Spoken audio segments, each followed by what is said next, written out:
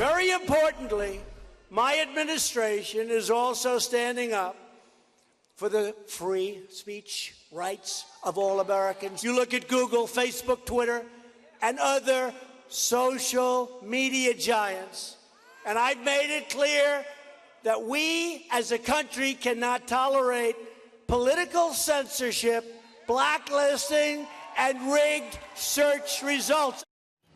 That was President Trump calling out social media last night at his Indiana rally, warning that social media companies should not be allowed to control what we can and cannot see. Here's Google's side of the story. They're saying their search algorithm takes into account the popularity of articles and how user-friendly websites are, that the algorithm goes for high-quality, popular content. A lot of variables here. Maybe it's that conservative publications, maybe they write fewer eye-catching, interesting headlines. That's their argument. Or articles in liberal media. Who knows? Maybe liberals are more compelled to read about Trump. Again, who knows? Now, some of the companies President Trump took aim at closed the day in the red. Let's bring in retired Lieutenant Colonel and former Florida Congressman Allen West. Great to see you, Colonel. What's your take on this story? Well, it's good to be with you, Liz. And one of the things we need to understand is back in January of 2017, the far-left group Media Matters, which is funded by George Soros, David Brock, created a 49-page memo called Democracy Matters, a Strategic Plan for Action.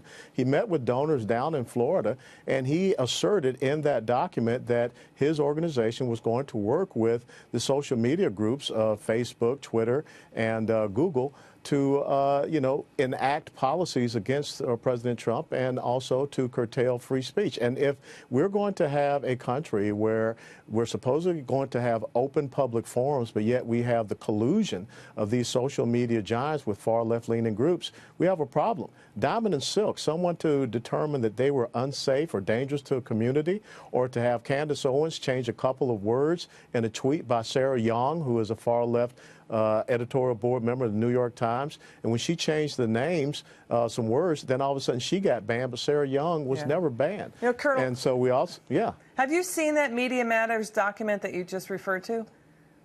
Yes, as a matter of fact, Washington Free Beacon has it, and you can pull it down. Now, here's the problem. Media Matters is a nonprofit. They operate on the taxpayer's nickel, and now they're getting involved in politicking. That's an issue. Let me ask you, sir, have you been affected by either Google censorship or Twitter shadow banning, where you search on your Twitter account and it's buried and it's basically sandboxed in the results? Have you been a victim of this? Well, absolutely.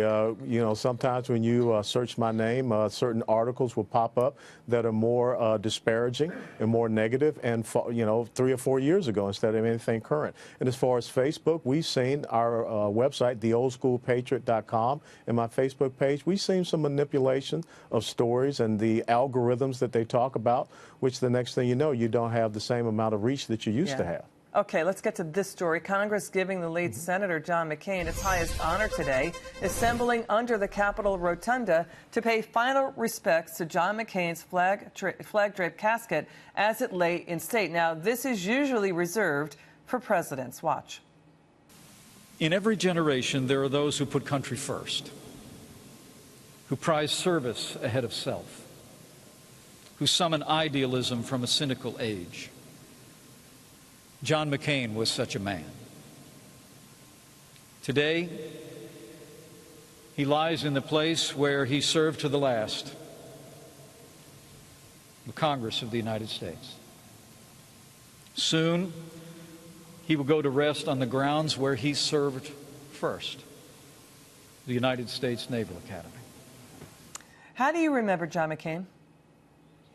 I first met Senator McCain when I was on a reconciliation committee on the National Defense Authorization Act. He, of course, was on the Senate Armed Services Commission committee. He is a person that was dedicated to our United States military.